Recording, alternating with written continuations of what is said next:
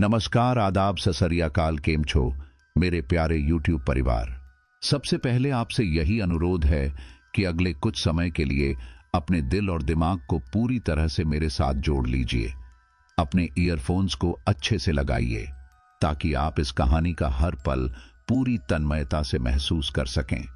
अगर आप हमारे चैनल पर नए हैं या फिर पुराने साथी होकर भी अब तक सब्सक्राइब नहीं किया है तो अभी उसी लाल बटन पर क्लिक करें और हमेशा के लिए हमारे साथ जुड़ें।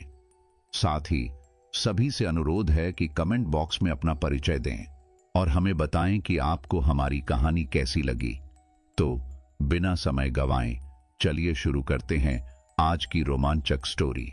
उत्तराखंड के एक सुदूर हिस्से में घने चीड़ के जंगलों और हिमालय की तलहटी से घिरे एक विशाल भूखंड पर अर्जुन शर्मा और माया शर्मा की एसयूवी रुकती है। वे दोनों कार से बाहर निकलते हैं और चारों ओर का नजारा देखते हैं, शांत और प्राकृतिक सुंदरता से भरपूर। यह वही जगह है जहां वे अपना सपना साकार करना चाहते हैं, एक आलीशान रिसॉर्ट बनाने का सपना जिससे शहर की भागदौड़ से दूर सुकून की जिंदगी जी सकें। माया अपनी नजरों को पेड़ों के झुरमुट के पार घुमाती है और उसके चेहरे पर हल्की चिंता की लकीरें उभर आती हैं। वहां थोड़ी दूरी पर एक पुराना और उपेक्षित श्मशान भूमि है जिसे गांव वाले रक्त समाधि कहते हैं। यह जगह सालों से वीरान है, केवल जंगली पौधों और सूखे पेड़ों के अलावा वहां कुछ नहीं दिखता। माया को वहां से आती ठंडी हवा की सिहरन महसूस होती है और वह अर्जुन की ओर मुड़ती है। अर्जुन, ये जगह, ये श्मशान ठीक नहीं लगता। गांव वालों ने कहा था कि यहां की आत्माएं परेशान हैं। मुझे यहां अजीब सा लग रहा है, माया कहती है। उसकी आवाज में चिंता झलकती है। अर्जुन हंसते हुए उसे सांत्वना देने की कोशिश करता है। अरे माया, ये सब अंधविश्वास है। तुम जानती हो, गांव वाले ऐसी कहानियां बनाते रहते हैं। ये जमीन हमारे सपनों को साकार करने का मौका है। माया उसकी बातों से पूरी तरह आश्वस्त नहीं होती, लेकिन अर्जुन के उत्साह को देखते हुए चुप रहती है। वे दोनों जमीन के नक्शे को फैलाकर अपने रिसॉर्ट के प्लान के बारे में बात करते हैं। कैसे कमरे होंगे, कैसे एक खूबसूरत बगीचा बनाएंगे और कैसे यहां आने वाले लोग प्रकृति की गोद में आराम से वक्त बिताएंगे। लेकिन जब वे जमीन की सीमा के करीब पहुंचते हैं, जहां श्मशान का क्षेत्र शुरू होता है, माया को मिट्टी की गंध के साथ साथ एक अजीब सी ठंडक महसूस होती है। वह अपनी जैकेट को और कसकर पकड़ लेती है, लेकिन अर्जुन का ध्यान नक्शे और योजनाओं में ही रहता है। देखो माया, यहां पर हम रिसॉर्ट का मुख्य भवन बनाएंगे और उस तरफ बगीचा और स्विमिंग पूल होगा, अर्जुन नक्शे पर जगहें दिखाते हुए कहता है। माया की नजर फिर से उस श्मशान की ओर जाती है जहां जंगली बेलें पुरानी समाधियों को ढंके हुए हैं। उसे लगता है कि कहीं से मंत्रोच्चार की धुंधली आवाज आ रही है, जैसे किसी ने बहुत धीरे धीरे उसका नाम पुकारा हो। वह चौंक कर पीछे मुड़ती है, लेकिन वहां कोई नहीं होता। अर्जुन, मुझे सच में यह जगह अजीब लग रही है। हमें बाबा रुद्र से मिल लेना चाहिए था। उन्होंने हमें यहां आने से मना किया था, माया कहती है। उसकी आवाज अब और भी घबराई हुई है। अर्जुन गहरी सांस लेते हुए उसके पास आता है और उसके कंधे पर हाथ रखता है। माया, हम यहां एक नई शुरुआत करने आए हैं। हमें डरने की जरूरत नहीं है। अगर हम हर चीज में डर देखेंगे तो आगे कैसे बढ़ेंगे? माया चुप हो जाती है, लेकिन उसका मन अशांत है। उसे महसूस होता है कि शायद इस जगह की शांति के नीचे कुछ छिपा हुआ है, कुछ ऐसा जो बाहर आने के इंतजार में है। और फिर सूरज ढलने लगता है। अंधेरा चारों ओर फैलता है और रक्त समाधि की ओर से आती ठंडी हवा में एक भयावह सन्नाटा छा जाता है। माया और अर्जुन वापस अपनी कार की ओर चलते हैं, लेकिन माया का मन वहीं पीछे रह जाता है, उस श्मशान की रहस्यमय परछाइयों में। अर्जुन को तो केवल एक नया जीवन और बड़ा सपना नजर आ रहा है, लेकिन माया को उस जमीन में छिपा हुआ एक अंधकार दिखता है। एक ऐसा अंधकार जो जल्द ही उनकी जिंदगी को बदलने वाला है। रात गहरा चुकी थी और चांद की रोशनी चीड़ के घने पेड़ों के बीच से छन कर रक्त समाधि पर पड़ रही थी। माया ने अपने कमरे की खिड़की से बाहर झांका तो उसे वही अजीब सा सन्नाटा महसूस हुआ जो उसने दिन में महसूस किया था। हवा में एक अजीब सी ठंडक थी, मानो कोई अनदेखी शक्ति चारों ओर फैली हो। उसे नींद नहीं आ रही थी और हर छोटी सी आवाज पर उसका दिल तेजी से धड़क उठता। वह बिस्तर से उठी और अर्जुन को सोते हुए देखकर धीरे से बाहर निकल आई। लॉबी में खड़े होकर उसने फिर से बाहर की ओर देखा। दूर कहीं श्मशान की दिशा में उसे एक हल्की सी धुंध दिख रही थी। उसे लगा जैसे धुंध में कोई आकृति थी, लेकिन वह एक पल में ही गायब हो गई। माया के रोंगटे खड़े हो गए, लेकिन उसने खुद को संभाला और वापस कमरे में चली गई। सुबह होते ही माया ने अर्जुन से अपने अनुभव के बारे में बात की। अर्जुन, मैंने रात को श्मशान की तरफ कुछ अजीब देखा। वहां धुंध के बीच कुछ था, जैसे कोई छाया। मुझे लगता है हमें बाबा रुद्र से मिलना चाहिए। अर्जुन ने उसकी बात को हंसते हुए टाल दिया। माया, तुम फिर से इन कहानियों में फंस रही हो। रात के अंधेरे में कई बार चीजें हमें भ्रमित कर देती हैं। हमें अपनी प्लानिंग पर ध्यान देना चाहिए, न कि इन कहानियों पर। लेकिन माया का मन शांत नहीं हुआ। उसे लगा कि अर्जुन उसकी बातों को हल्के में ले रहा है। वह चाहती थी कि अर्जुन भी उसकी चिंता को समझे, लेकिन उसे समझ में नहीं आ रहा था कि वह उसे कैसे यकीन दिलाए। दोपहर में अर्जुन ने नई मजदूरों की टोली को काम पर लगाया। शहर से आए ये मजदूर गांव की कहानियों पर विश्वास नहीं करते थे और बिना किसी डर के काम करने को तैयार थे। लेकिन गांव के लोग जो पहले वहां काम कर रहे थे, उन्होंने अब बिल्कुल मना कर दिया था। माया ने देखा कि गांव वालों की आंखों में डर था। एक वृद्ध जिसने पहले वहां काम किया था, माया से कहने लगा, बहू जी, ये जमीन ठीक नहीं है। हम सालों से जानते हैं कि यहां की आत्माएं बेचैन हैं। जिनके शवों को शांति से जलने नहीं दिया गया, उनकी आत्माएं कभी चैन से नहीं रहती। हमें यहां काम नहीं करना चाहिए था। माया ने उस वृद्ध की आंखों में एक अजीब सी सच्चाई देखी। उसने अर्जुन से इस बारे में बात की, लेकिन उसने फिर से इसे नजरअंदाज कर दिया। गांव वाले हमें डराकर यहां से भगाना चाहते हैं ताकि ये जमीन उन्हें वापस मिल जाए। तुम बेफिक्र रहो माया। रात होते होते माया के मन में बेचैनी बढ़ती गई। वह अपने कमरे में बैठी चुपचाप श्मशान की दिशा में देखती रही। अचानक उसे फिर वही धुंधली छाया दिखाई दी, जो राख से ढकी हुई किसी महिला की आकृति जैसी लग रही थी। उसे महसूस हुआ जैसे कोई उसे देख रहा है। गहरी काली आंखें जो सीधा उसकी आत्मा को भेद रही थीं।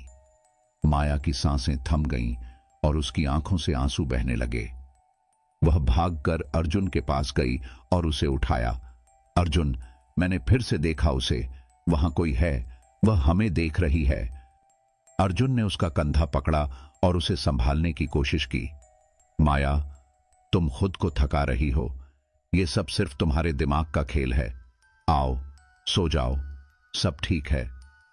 माया ने अर्जुन की ओर देखा। उसकी आंखों में एक बेबसी थी, लेकिन अर्जुन के चेहरे पर विश्वास की कमी ने उसे अकेला महसूस करवाया।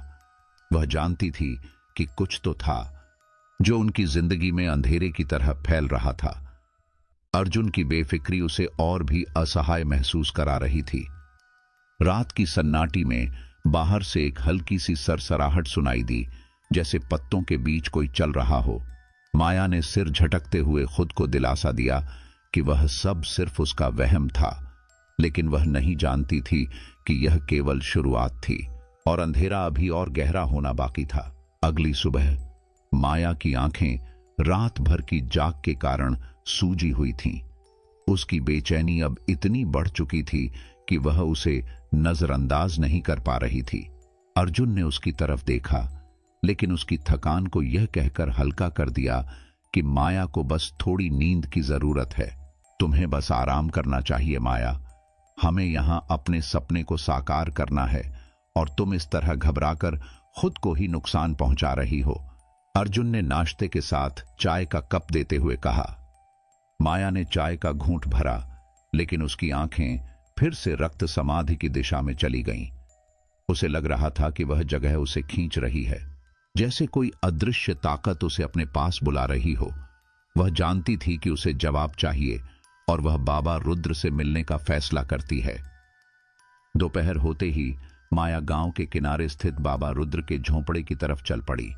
वह एक कच्चे रास्ते पर अकेले ही चल रही थी।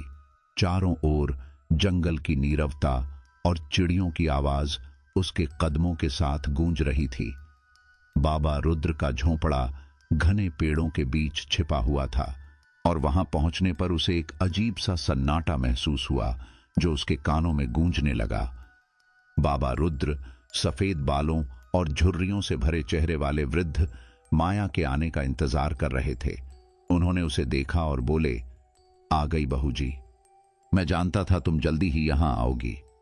माया ने उनकी ओर देखते हुए कहा, बाबा, मुझे कुछ समझ में नहीं आ रहा। रात में मुझे कुछ दिखाई देता है, एक औरत की छाया। ये सब क्या है?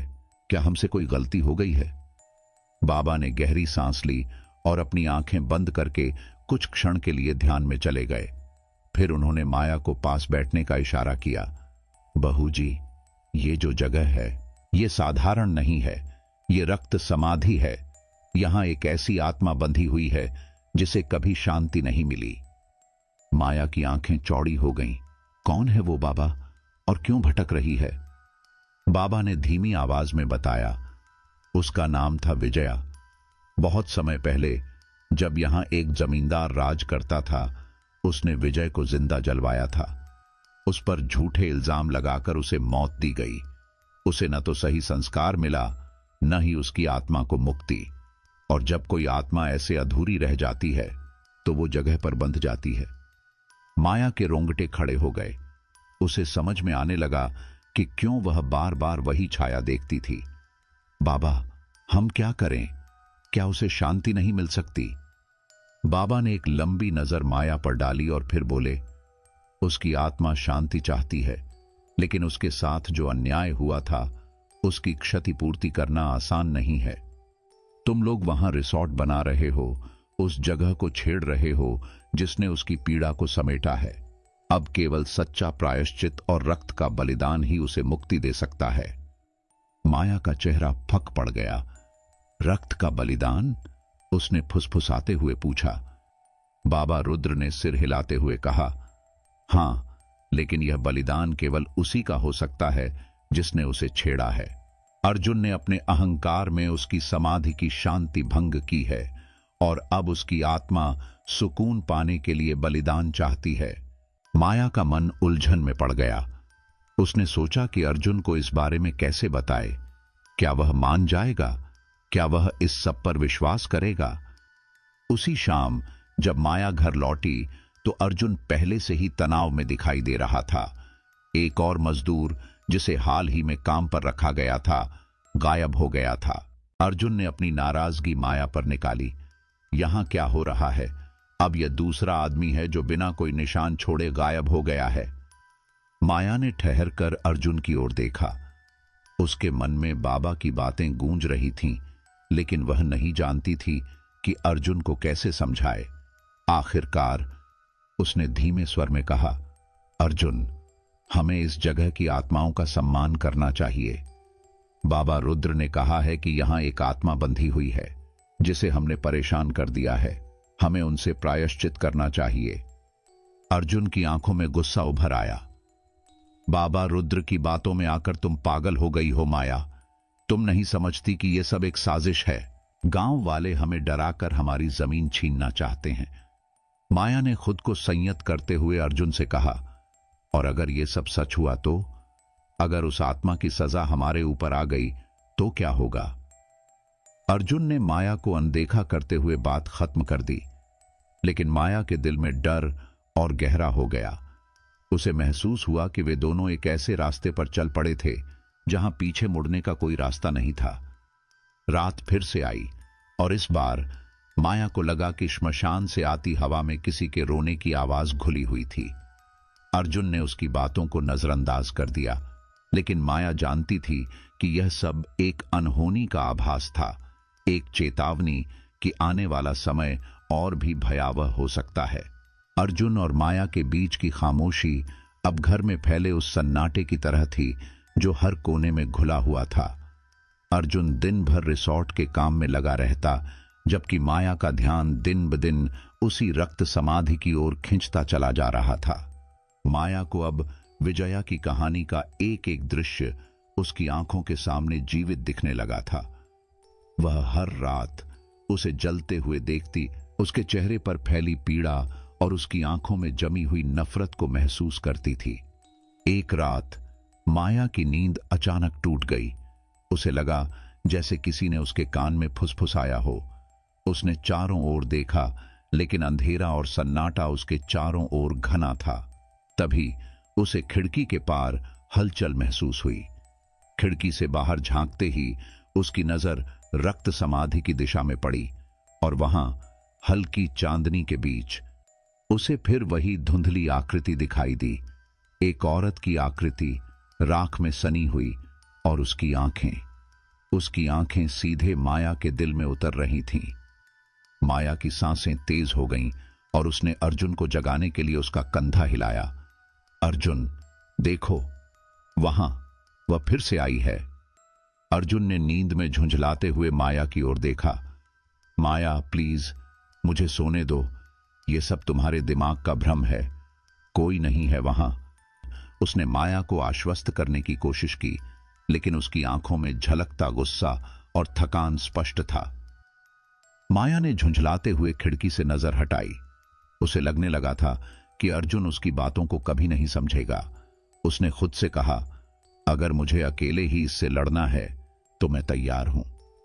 अगले दिन माया ने बाबा रुद्र के बताए कुछ उपाय करने की ठान ली। उसने अपने घर के चारों कोनों में तुलसी के पौधे लगाए और कमरे में गंगा जल का छिड़काव किया।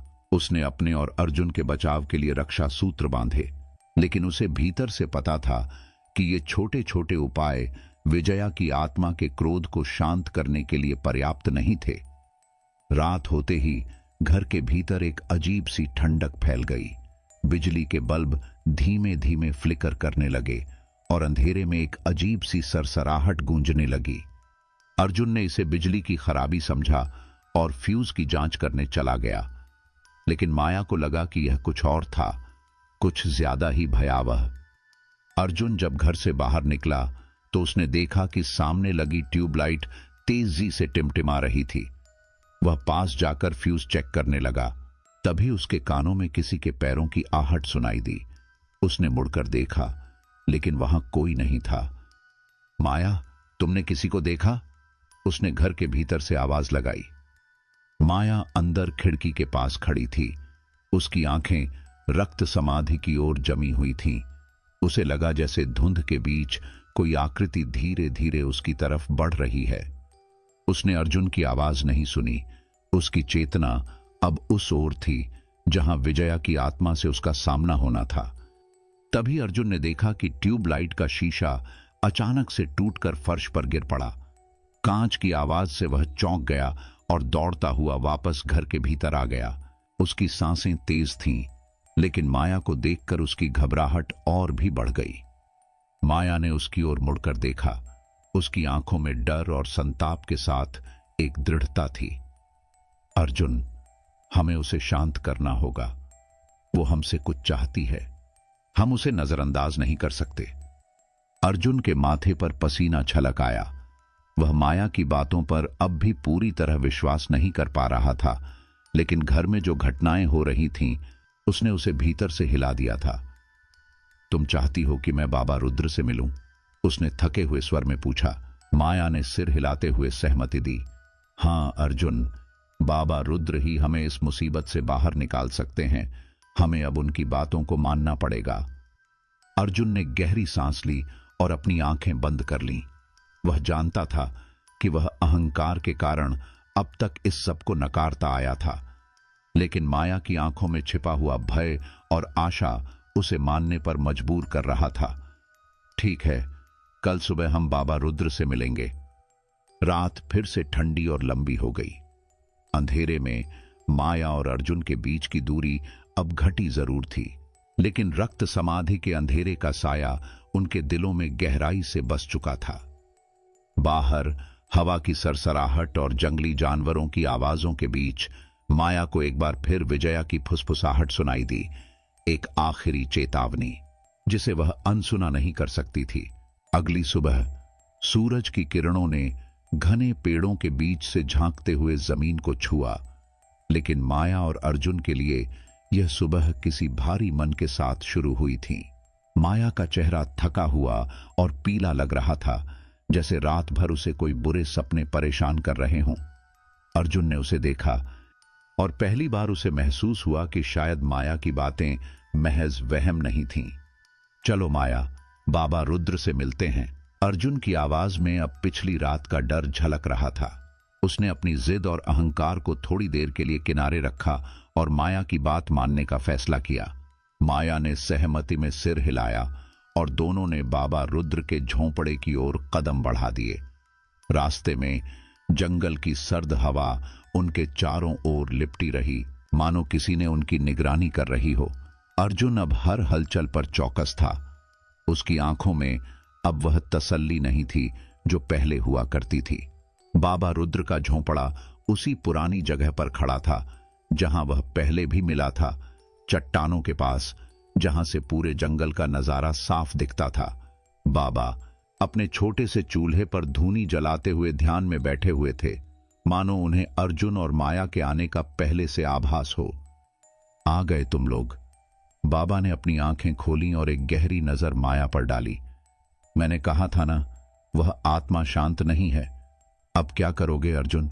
उनकी आवाज में एक दर्द और चेतावनी का मिश्रण था। अर्जुन ने सिर झुकाकर बाबा की बातों को पहली बार पूरी तरह से सुना। बाबा, हमसे क्या गलती हुई है? क्या हमें सच में वह आत्मा सजा देना चाहती है? बाबा ने अर्जुन के सवाल पर गहरी सांस ली और फिर बोले, तुम लोगों ने रक्त समाधि की शांति को भंग किया है।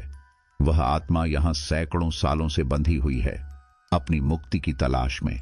तुम्हारे आने से उसकी पीड़ा और बढ़ गई है। उसने जो सहा था उसका बदला लेने के लिए उसकी आत्मा छटपटा रही है।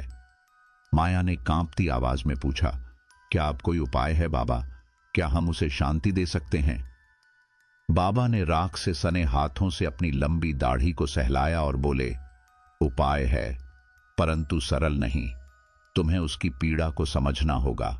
उसे एक सही संस्कार चाहिए, एक ऐसा संस्कार जो उसकी अधूरी मृत्यु को पूरी कर सके। और इसके लिए अर्जुन, तुम्हें रक्त का बलिदान देना होगा। अर्जुन की आंखों में हैरानी छा गई। रक्त का बलिदान? लेकिन क्यों? क्या मैंने ही उसे सताया था? मैंने तो सिर्फ एक रिसॉर्ट बनाने का सपना देखा था। बाबा ने उसकी आंखों में देखते हुए कहा, सपना देखने में बुराई नहीं, लेकिन सपनों की राह में जो आत्माएं कुचल जाती हैं, उनकी चीखें भी सुननी पड़ती हैं। वह आत्मा तुमसे बलिदान चाहती है, तुम्हारी माफी का, तुम्हारे अहंकार का और तुम्हारे पापों का। माया के आंसू छलक आए। उसने अर्जुन का हाथ थामा।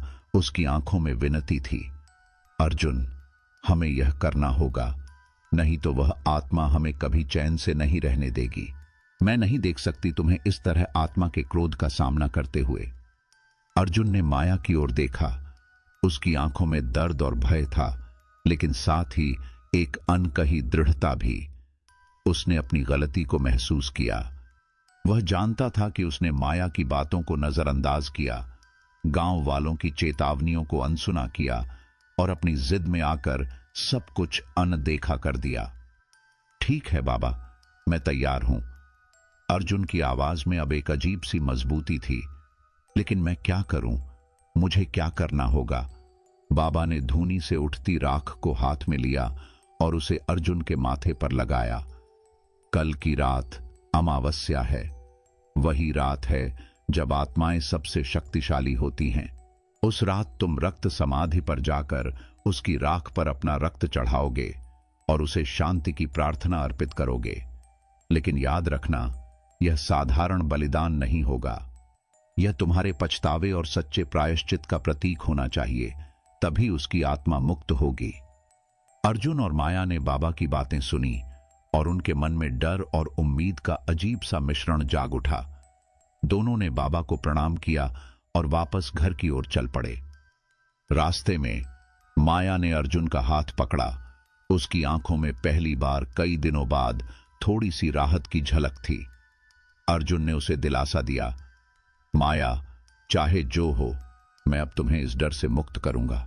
माया ने उसकी आंखों में झांकते हुए सिर हिलाया, लेकिन भीतर से वह जानती थी कि अमावस्या की रात ही उनके जीवन की सबसे बड़ी परीक्षा साबित होगी।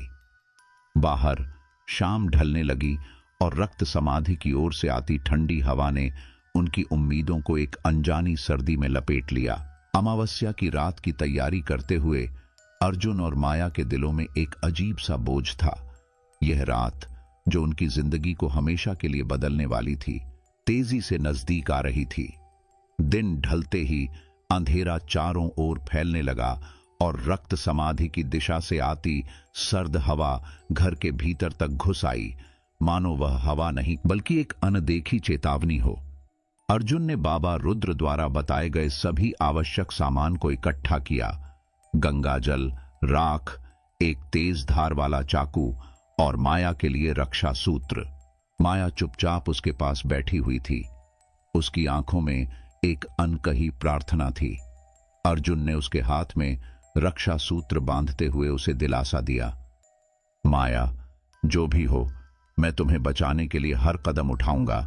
मैं अब समझ चुका हूं कि इस आत्मा की पीड़ा को नजरअंदाज करने से कुछ हासिल नहीं होगा। माया ने उसका हाथ पकड़ा और हल्के स्वर में कहा, अर्जुन, मुझे तुम पर भरोसा है, लेकिन हमें तैयार रहना होगा। वह आत्मा हमें आसानी से मुक्त नहीं होने देगी।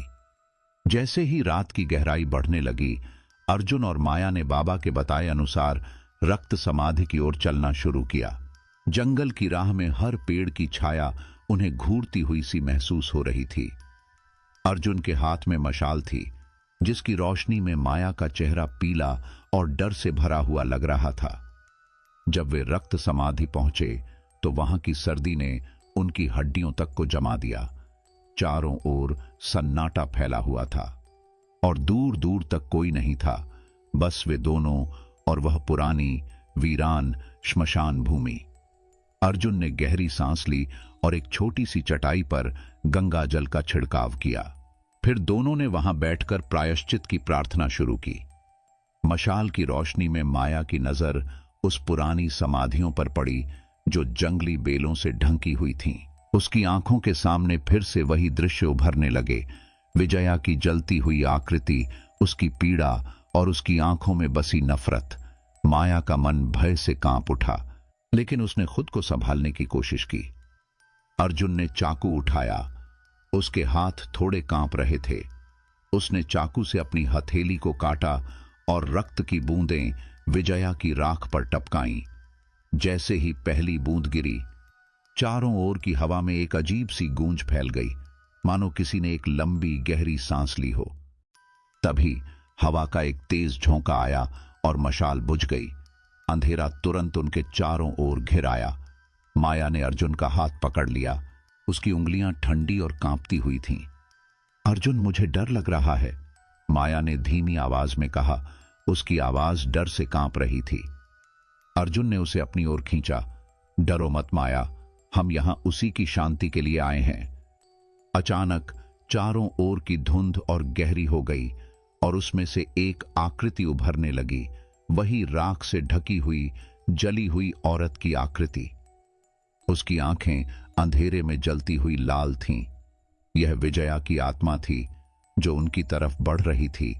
उसकी घायल हाथों से राख झड़ रही थी। उसकी सांसें तेज और गहरी थीं, मानो वह अपना दर्द उनके सामने उंडेल रही हो। तुमने मेरी समाधि की शांति भंग की। आत्मा की फुसफुसाहट हवा में गूंज उठी। उसकी आवाज में एक अनसुना दर्द और अप्रत्याशित क्रोध था। तुम्हारा रक्त मुझे सुकून दे सकता है, लेकिन क्या तुम मेरे दर्द को समझ सकते हो? माया की आंखों में आंसू भर आए। उसने आगे बढ़कर कहा, विजया, हमें माफ कर दो। हम तुम्हारे दर्द को समझने की कोशिश कर रहे हैं।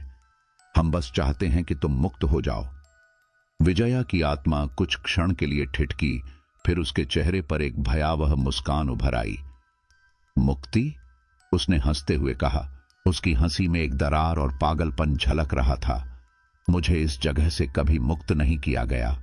मेरी आत्मा को जिंदा जला दिया गया, मेरे सपनों को राख कर दिया गया, और अब तुम चाहते हो कि मैं तुम्हें छोड़ दूं? अर्जुन ने अपना घाव करते हुए कहा, हमें माफ कर दो। हम तुम्हारी पीड़ा को समझने में असफल रहे। मैं अपने अहंकार के लिए माफी मांगता हूं। अगर मेरा रक्त तुम्हें शांति दे सकता है तो मैं यह बलिदान दूंगा। विजया की आत्मा कुछ क्षण तक अर्जुन की ओर देखती रही, फिर उसने एक भयानक चीख मारी। उसके साथ ही रक्त समाधि की जमीन हिलने लगी, जैसे किसी ने धरती को झकझोर दिया हो। अर्जुन ने अपने दोनों हाथों से माया को कसकर पकड़ा, जबकि माया ने विजया की ओर अपनी प्रार्थना भरी आंखों से देखा। तभी विजया की आत्मा की चीख अचानक रुक गई और उसकी लाल जलती आंखें बुझने लगीं। उसने धीरे धीरे अपना हाथ उठाया और अर्जुन की ओर इशारा किया। उसकी आवाज अब एक धीमी फुसफुसाहट में बदल गई थी। तुम्हारा रक्त मेरे जले हुए अस्तित्व को शांत करता है, लेकिन याद रखना, किसी का बलिदान कभी व्यर्थ नहीं जाता। उसकी आकृति धीरे धीरे धुंध में विलीन होने लगी। अर्जुन और माया ने देखा कि राख के ढेर से उठती धुंध धीरे धीरे शांत हो रही थी।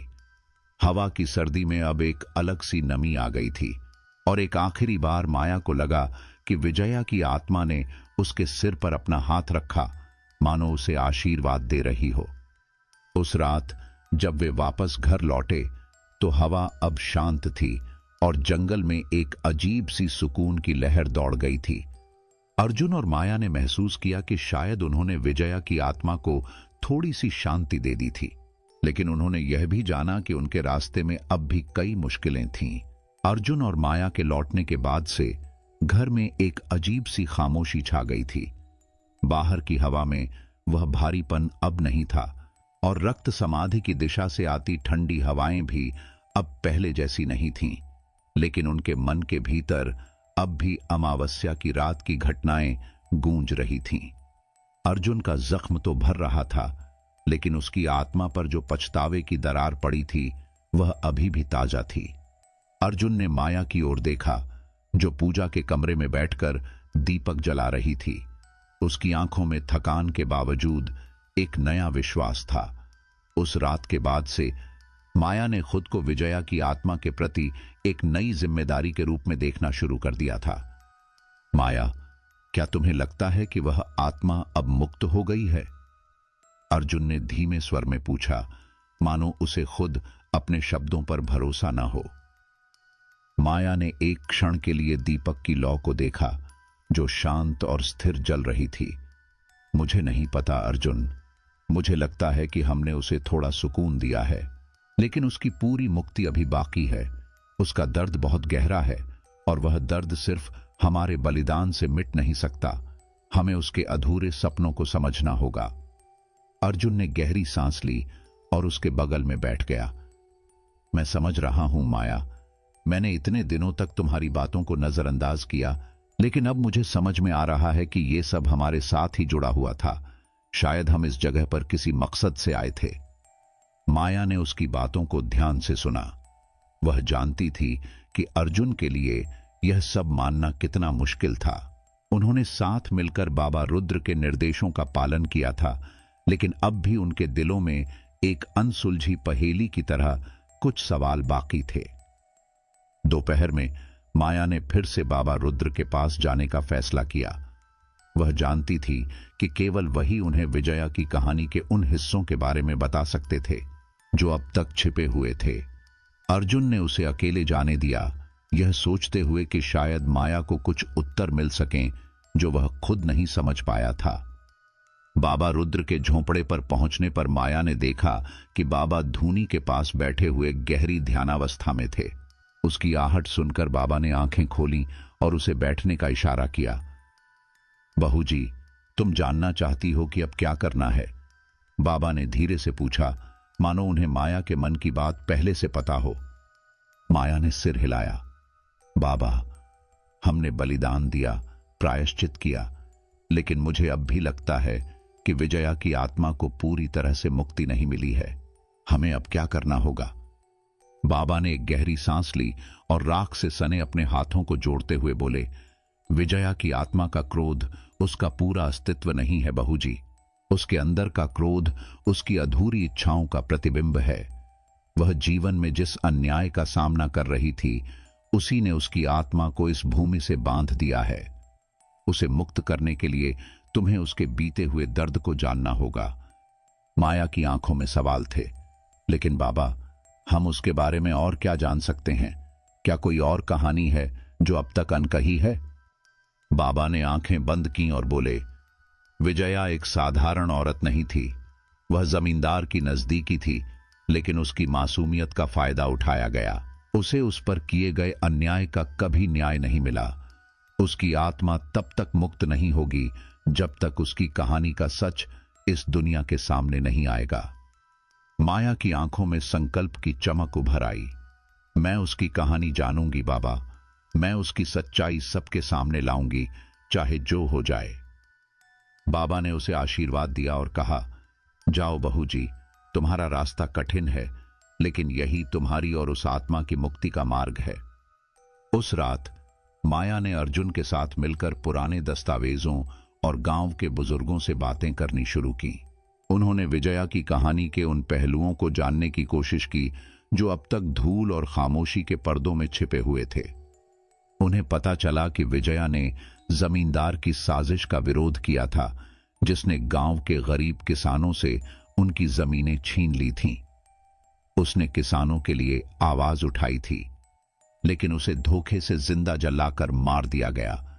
उसके बाद उसकी आत्मा को कभी भी न्याय नहीं मिला और उसकी मौत को एक शर्मनाक राज की तरह दबा दिया गया था। जैसे जैसे अर्जुन और माया इस सच्चाई के करीब पहुंचे, विजया की आत्मा की सहानुभूति और क्रोध दोनों का उन्हें एहसास होने लगा। माया ने महसूस किया कि विजया का दर्द केवल उसकी मौत का नहीं था, बल्कि उस अन्याय का था जिसे कोई भी इंसाफ नहीं मिला। हमें उसकी कहानी को सही रूप में सबके सामने लाना होगा अर्जुन। यह उसकी आखिरी इच्छा थी। माया ने अर्जुन से कहा। उसकी आंखों में दृढ़ संकल्प था। अर्जुन ने उसकी बातों को गंभीरता से सुना और उसकी सहमति में सिर हिलाया। हां माया, अब मैं भी समझता हूं, हम उसके लिए न्याय लाएंगे। शायद यही हमारी परीक्षा थी। अर्जुन और माया ने विजया की कहानी की सच्चाई को सामने लाने का फैसला किया। अब यह उनके लिए केवल एक आत्मा को शांत करने की कोशिश नहीं थी, बल्कि उस अन्याय को उजागर करने की लड़ाई थी जिसे वर्षों तक गांव की मिट्टी में दबा दिया गया था। अगली सुबह उन्होंने गांव के बुजुर्गों से फिर से मिलना शुरू किया। पहले जो लोग उनसे कतराते थे, अब वे धीरे धीरे उनके सवालों का जवाब देने लगे। शायद इसीलिए क्योंकि वे अर्जुन और माया की गंभीरता को समझ चुके थे। दादी तुलसी, जो गांव की सबसे बुजुर्ग महिला थी, ने उन्हें अपने आंगन में बैठाकर विजया के बारे में एक अनकही कहानी सुनाई। विजया गरीब किसानों के लिए लड़ रही थी, दादी ने धीमे स्वर में बताया। उसने जमींदार की नीतियों के खिलाफ आवाज उठाई थी। वह चाहती थी कि गांव के लोगों को उनकी जमीन वापस मिले, लेकिन जमींदार ने उसकी आवाज को दबाने के लिए उसे बदनाम किया। उन्होंने उसे एक डायन घोषित कर दिया और गांव के लोगों के सामने उसे जिंदा जलवा दिया। माया और अर्जुन की आंखों में आंसू थे। वे दोनों जानते थे कि विजया की आत्मा का गुस्सा केवल उसकी मौत का नहीं था, बल्कि उस अपमान और दर्द का था जिसे वह मरते दम तक सहती रही। तो फिर गांव वालों ने उसे बचाने की कोशिश क्यों नहीं की? माया ने दादी से पूछा। उसकी आवाज में दर्द झलक रहा था। दादी तुलसी की आंखों में गहरी पश्चाताप की लहर दौड़ गई। हम सब डर गए थे। जमींदार के आदमी बहुत ताकतवर थे। उन्होंने हमारे बच्चों को, हमारी जमीनों को हमसे छीनने की धमकी दी थी। हम लोग कमजोर थे और हमने चुप रहकर एक मासूम की बलि चढ़ने दी। माया ने दादी के कांपते हाथों को थाम लिया। दादी, हमें आपकी मदद की जरूरत है। हम विजया की आत्मा को न्याय दिलाना चाहते हैं। क्या आप हमें लोगों के सामने यह सच्चाई बता सकती हैं? दादी ने माया की ओर देखा। उसकी आंखों में आंसू थे, लेकिन साथ ही एक दृढ़ निश्चय भी। अगर मेरे बोलने से विजया की आत्मा को शांति मिल सकती है, तो मैं जरूर बोलूंगी। मैंने सालों तक इस बोझ को ढोया है। अब समय आ गया है कि मैं सच का सामना करूं। अर्जुन ने गांव के अन्य लोगों से भी बात की और धीरे धीरे उनकी मदद से गांव की पंचायत बुलाने की योजना बनाई, जहां वे सब विजया के साथ हुए अन्याय के बारे में बात करेंगे। गांव की पंचायत वाली रात आई। चारों ओर मशालें जल रही थीं और गांव के लोग जमा हो गए थे। माया और अर्जुन ने मिलकर विजया की कहानी के सबूत इकट्ठा किए थे, पुराने दस्तावेज जो उसकी बेगुनाही साबित करते थे और दादी तुलसी की गवाही। अर्जुन ने गांव वालों के सामने अपनी बात रखते हुए कहा, हम सबने यहां एक सपना देखा था, एक रिसोर्ट बनाने का, लेकिन हमें नहीं पता था कि हम एक ऐसी आत्मा की शांति भंग कर रहे थे जिसे न्याय चाहिए। आज हम विजया की कहानी को सामने लाने के लिए यहां हैं। हमें उसे शांति दिलानी होगी। दादी तुलसी ने आंसुओं से भरी आंखों के साथ सामने आकर कहा, मैंने देखा था कि कैसे विजया को जिंदा जलाया गया था। उसने हम सबकी मदद करनी चाहिए थी और बदले में उसे मौत दी गई। हमने उसे अकेला छोड़ दिया। आज मैं इस सच को कबूल करती हूं। गांव के लोग चुपचाप सुन रहे थे। उनके चेहरों पर पछतावे की छाया थी। एक एक करके कुछ और बुजुर्ग सामने आए और उन्होंने विजया के साथ हुए अन्याय की गवाही दी। हमें माफ कर दो विजया, एक बुजुर्ग ने अपनी आंखों में आंसू लिए हुए कहा। हमने तुम्हारी मदद नहीं की, लेकिन अब हम चाहते हैं कि तुम्हारी आत्मा को शांति मिले। पंचायत के बीच में खड़े होकर अर्जुन ने कहा, हम सब मिलकर उस रात के पाप का प्रायश्चित करेंगे। हम सब मिलकर यहां उसके लिए शांति का यज्ञ करेंगे, ताकि उसकी आत्मा को वह मुक्ति मिल सके जिसकी उसे वर्षों से तलाश थी। गांव के लोग सहमत हुए। माया की आंखों में आंसू थे, लेकिन उनके भीतर अब एक हल्कापन महसूस हो रहा था, जैसे उन्होंने विजया के लिए कुछ सही करने का रास्ता ढूंढ लिया हो। उस रात जब माया और अर्जुन घर लौटे तो हवा में एक अलग सा सुकून था, लेकिन माया के मन में अभी भी एक अजीब सा एहसास था। वह जानती थी कि विजया की कहानी को लोगों के सामने लाकर उन्होंने पहला कदम उठाया था, लेकिन उसे पूरी तरह से शांति दिलाने के लिए अभी और कुछ करना बाकी था। रात में उसने सपना देखा। विजया उसकी ओर देख रही थी। उसकी आंखों में गहरी कृतज्ञता थी, लेकिन साथ ही उसकी आंखों में एक आखिरी निवेदन छुपा हुआ था। माया समझ गई कि विजया की आत्मा को अब भी एक अंतिम क्रिया की जरूरत थी। अर्जुन, हमें और करना होगा। वह पूरी तरह से शांत नहीं हुई है। माया ने अर्जुन को जगाते हुए कहा। उसकी आवाज में अब एक नई दृढ़ता थी। अर्जुन ने उसकी आंखों में देखा और सिर हिलाया। हां माया, हम उसे उसकी अंतिम मुक्ति दिलाएंगे। अगली सुबह माया और अर्जुन एक नई उम्मीद के साथ जागे। विजया की कहानी अब गांव के सामने आ चुकी थी और उनके भीतर एक उम्मीद जगी थी कि विजया की आत्मा को शांति मिल सकेगी। लेकिन माया के मन में एक अनकहा बोझ अब भी था। विजया के सपने में दिखाई दी आखिरी निवेदन की गूंज। माया ने अर्जुन के साथ बैठकर बाबा रुद्र से मिलने का फैसला किया। वे जानते थे कि बाबा के पास ही उस अंतिम क्रिया का उत्तर हो सकता है, जिसे पूरा करने से विजया की आत्मा को पूर्ण शांति मिल सकती है। जब वे बाबा के झोंपड़े पर पहुंचे तो बाबा रुद्र धूनी के सामने बैठे हुए मंत्रों का जाप कर रहे थे। उनकी आंखें बंद थीं और उनके चेहरे पर गंभीरता की छाया थी। माया ने उन्हें विनम्रता से प्रणाम किया और कहा, बाबा, हमने गांव के लोगों के सामने विजया की कहानी को उजागर किया है, लेकिन मुझे लगता है कि अब भी कुछ बाकी है। उसके सपने में मैंने एक आखिरी निवेदन देखा, जैसे वह चाहती है कि हम उसे उसकी अधूरी इच्छा पूरी करने में मदद करें। बाबा ने आंखें खोलीं और उनकी नजरें माया की आंखों में धंस गईं। उन्होंने अर्जुन और माया को ध्यान से देखा और फिर गहरी सांस लेकर बोले, विजया की आत्मा का क्रोध और उसकी पीड़ा केवल उसकी मौत के साथ खत्म नहीं हुए। उसकी आत्मा ने एक व्रत लिया था कि जब तक उसे न्याय नहीं मिलेगा वह इस दुनिया में अटकी रहेगी, और वह न्याय केवल तब पूरा होगा जब उसकी आत्मा को संस्कार के साथ अंतिम विदाई दी जाएगी, ठीक उसी तरह जैसे उसे जीवन में मिलनी चाहिए थी। माया ने अर्जुन की ओर देखा।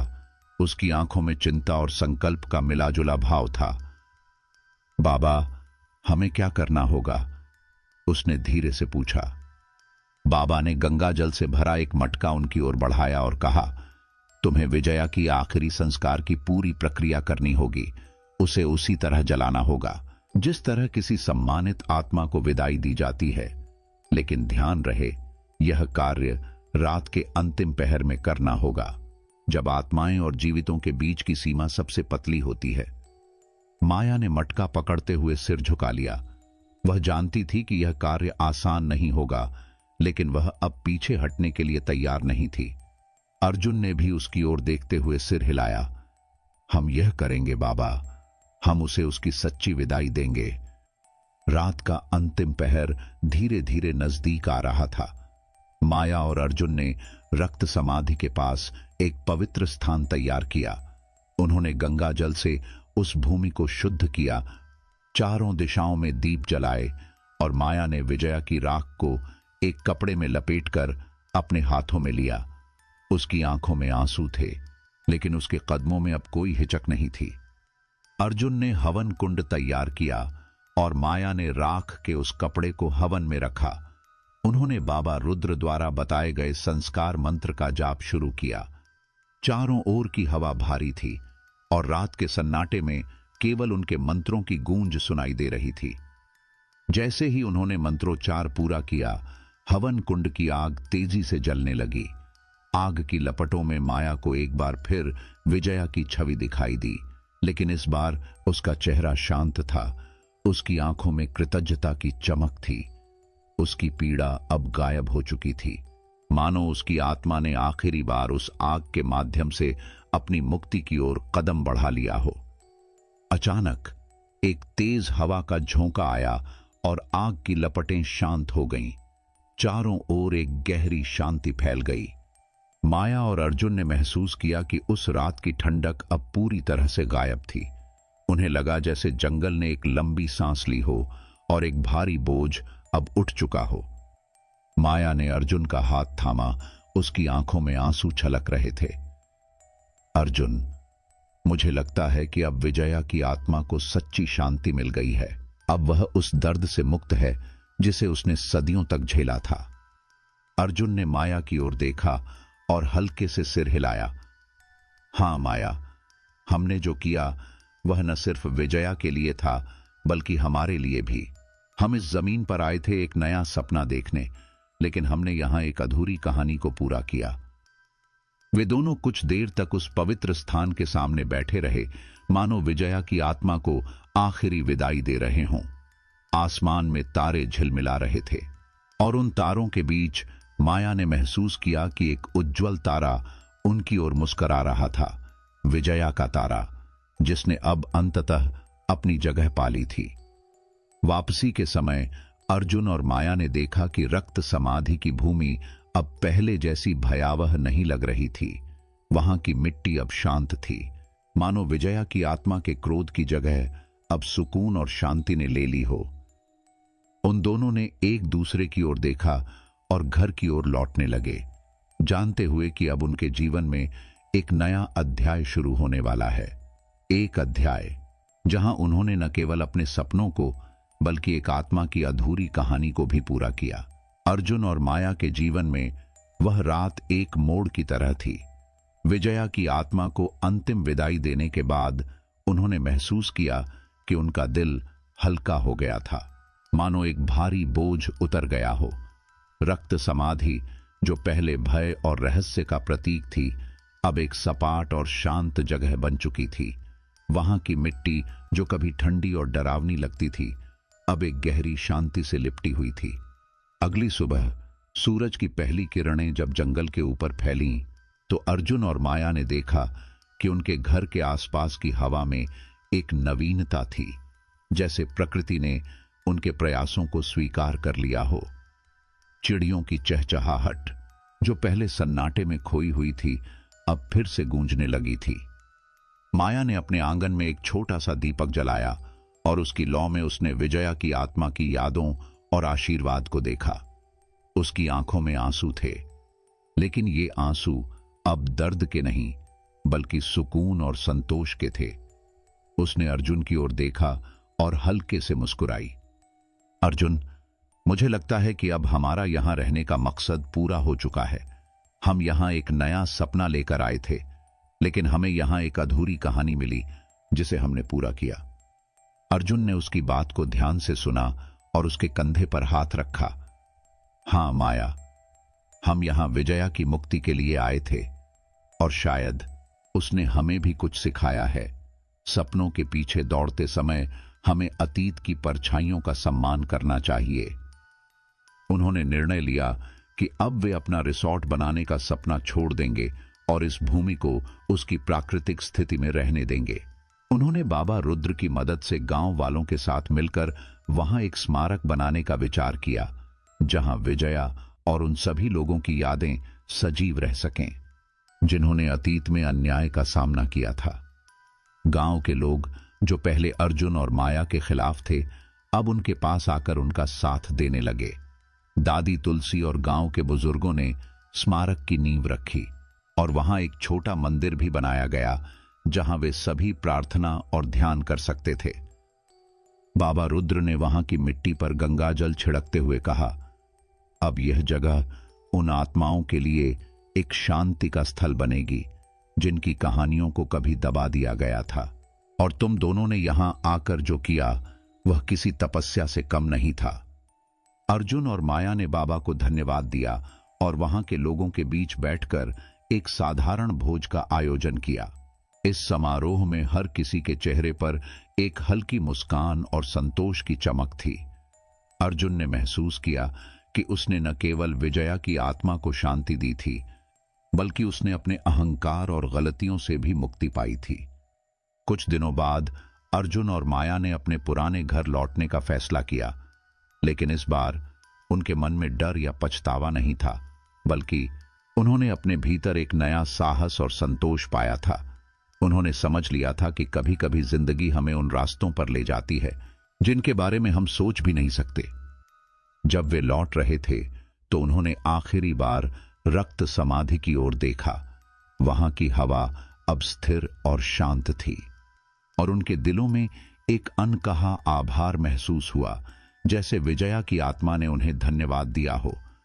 रास्ते में माया ने अर्जुन का हाथ थामा और मुस्कुराते हुए कहा, हम यहां अपने लिए शांति ढूंढने आए थे, लेकिन हमने विजया की आत्मा के लिए शांति पाई। मुझे लगता है अर्जुन, हमने यहां से ज्यादा कुछ पाया है जितना हमने सोचा था। अर्जुन ने उसकी ओर देखा और सिर हिलाया। हां माया, हमने यहां न केवल एक कहानी को पूरा किया, बल्कि अपने भीतर भी एक नई कहानी शुरू की। सड़क के मोड़ पर, जहां से रक्त समाधि अब ओझल हो रही थी, एक हल्की सी हवा चली। माया ने महसूस किया कि वह हवा एक आशीर्वाद की तरह थी जो विजया की ओर से आई थी, एक संकेत कि उसकी आत्मा अब मुक्त होकर स्वर्ग की ओर जा चुकी है। और फिर अर्जुन और माया एक नई सुबह के साथ अपने भविष्य की ओर बढ़ चले। उनके दिलों में अब भूतकाल का बोझ नहीं था, बल्कि आने वाले कल की उम्मीद थी। अर्जुन और माया अब अपने पुराने घर लौट आए थे। शहर की तेज रफ्तार जिंदगी फिर से शुरू हो चुकी थी, लेकिन उनके भीतर की शांति और संतोष ने उन्हें एक नई दृष्टि दी थी। वे दोनों अपने रोजमर्रा के कामों में व्यस्त रहने लगे थे, लेकिन कभी कभी रक्त समाधि की यादें उनके दिलों में हल्की दस्तक दे जाती, जैसे उस जगह की शांति का आभास अब भी उनके साथ था। माया ने अपनी उस यात्रा को एक डायरी में लिखना शुरू किया। हर दिन वह उन अनुभवों, भावनाओं और विजया की कहानी के हर पहलू को शब्दों में पिरोने लगी। उसने इस डायरी का नाम रखा रक्त समाधि की गूंज। उसे उम्मीद थी कि एक दिन वह इसे एक किताब का रूप दे सकेगी, ताकि लोग उस भूल और पछतावे की कहानी से सीख सकें। एक शाम जब माया अपने कमरे में बैठी डायरी लिख रही थी, अर्जुन ने कमरे में प्रवेश किया। उसने देखा कि माया की आंखें डायरी के पन्नों पर टिक गई थीं और उसकी उंगलियां पन्ने पलटते हुए कुछ पुराने सपनों में खोई हुई थीं। अर्जुन ने उसके कंधे पर हल्के से हाथ रखा। माया, क्या तुम उसे याद कर रही हो? अर्जुन ने धीरे से पूछा। माया ने एक लंबी सांस ली और उसके चेहरे पर एक हल्की मुस्कान आई। हां अर्जुन, मैं विजया को भूल नहीं सकती। उसकी कहानी हमारे जीवन का हिस्सा बन गई है। कभी कभी मुझे लगता है कि अगर वह उस समय न्याय पा लेती तो शायद उसकी आत्मा को इतना दर्द नहीं सहना पड़ता। अर्जुन ने उसकी बात को ध्यान से सुना और कहा, तुमने उसे उस न्याय का एक हिस्सा तो दिया है और शायद अब वह हमारी मदद के बिना भी स्वर्ग में शांति से रह सकती है। लेकिन माया के मन में अब भी एक अनकहा सवाल था। अर्जुन, क्या तुमने कभी महसूस किया है कि कुछ चीजें कभी पूरी तरह से खत्म नहीं होती? जैसे कि कुछ कहानियां अधूरी रह जाती हैं, भले ही उनका अंत हो चुका हो।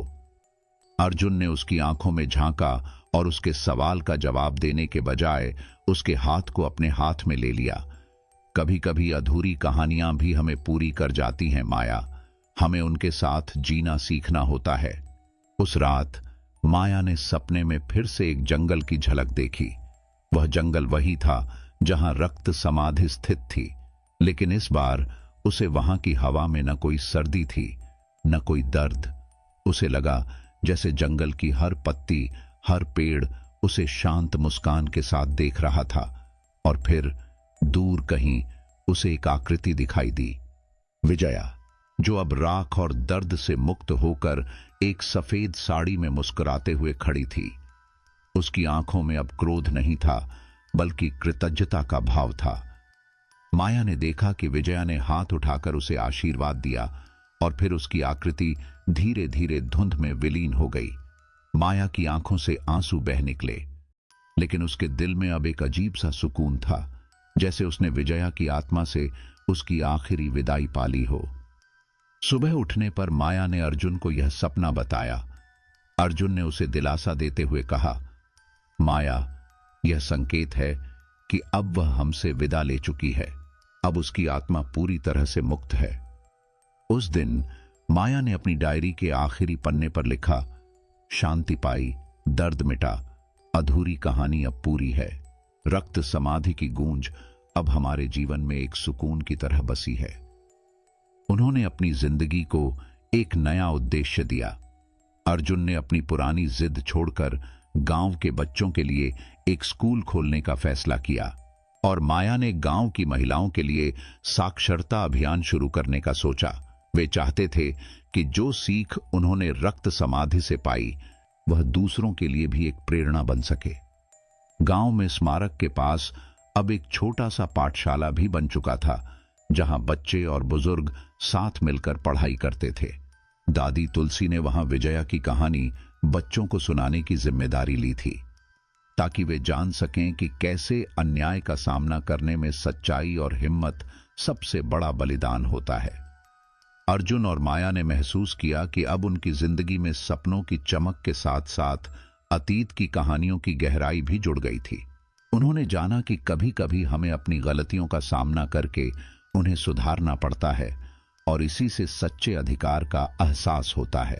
और फिर एक शाम जब सूरज की आखिरी किरणें जंगल के बीच से गुजर रही थीं, अर्जुन और माया ने रक्त समाधि की ओर एक आखिरी नजर डाली। वहां की मिट्टी अब शांति और सुकून से लिपटी हुई थी और उनके दिलों में एक नया उत्साह जाग उठा था। उन्होंने एक दूसरे का हाथ पकड़ा और एक नई शुरुआत की ओर कदम बढ़ा दिए। एक ऐसी शुरुआत जिसमें न केवल उनका सपना था, बल्कि विजया की कहानी का साया भी हमेशा उनके साथ रहेगा। दोस्तों, आज की हमारी कहानी यहीं पर समाप्त होती है। मुझे उम्मीद है कि आपको यह कहानी पसंद आई होगी। हालांकि मुझे यह भी एहसास है कि बहुत कम लोग ही ऐसे होते हैं जो कहानी को आखिर तक सुनते हैं। लेकिन अगर आप उन लोगों में से हैं जिन्होंने इसे अंत तक सुना है, तो कृपया नीचे कमेंट करके जरूर बताएं कि आपको यह कहानी कैसी लगी। इससे मुझे यह समझने में मदद मिलेगी कि कहां और सुधार की जरूरत है। आपने इस कहानी को आखिर तक सुनने के लिए अपना समय दिया, इसके लिए मैं दिल से आपका आभारी हूं। मैं जल्द ही आपके लिए एक और नई कहानी लेकर आऊंगा। तब तक आप अपना और अपने आसपास के लोगों का ध्यान रखें। बहुत बहुत धन्यवाद।